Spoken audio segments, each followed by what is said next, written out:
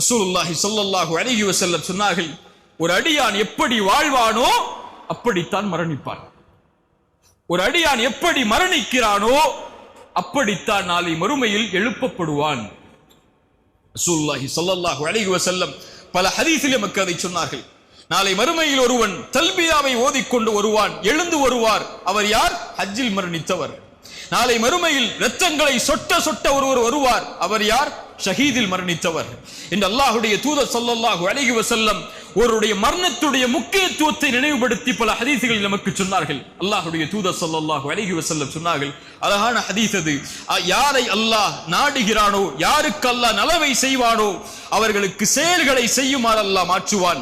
சஹாபாக்கள் கேட்டார்கள், யா அல்லாஹ், யா ரசூலல்லாஹ், என்ன செயல்களை செய்யுமாறு அல்லாஹ் மாற்றுவான்? அல்லாஹ்வுடைய தூதர் ஸல்லல்லாஹு அலைஹி வஸல்லம் சொன்னார்கள், யுவஃபிகுஹு லிஅமலின் சாலிஹின் கப்லல் மௌத். மரணத்திற்கு முன்னால் நல்ல செயலை செய்யக்கூடிய தௌஃபீக்கை, அருளை அல்லாஹ் செய்து மரணிக்க வைப்பான்.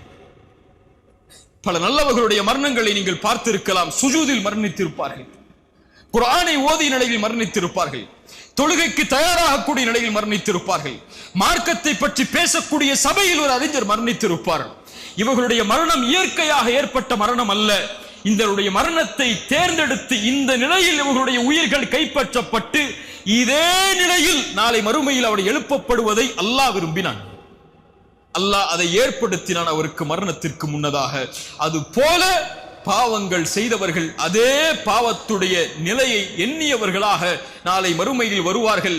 அதில் மிக கேவலமுடைய மரணத்துடைய செயல் வட்டியோடு மரணித்தவன், வட்டியை தன்னுடைய கணக்கில் கொண்டு மரணித்தவன், வட்டியோடு தன்னுடைய செல்வத்தை சேகரித்து மரணித்தவன், வட்டி கொடுத்து மரணித்தவன், வட்டியோடு தொடர்பு பட்டு மரணித்தவன் நாளை மறுமையில் எழுந்து வருவான்.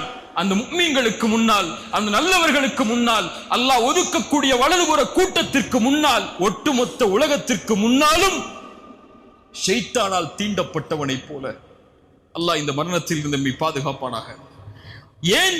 ذلك بأنهم قالوا إنما البيع مثل الربا. ஏன் தெரியுமா? அவர்கள் சொன்னார்கள், வட்டியும் வியாபாரமும் ஒன்றுதான் என்று.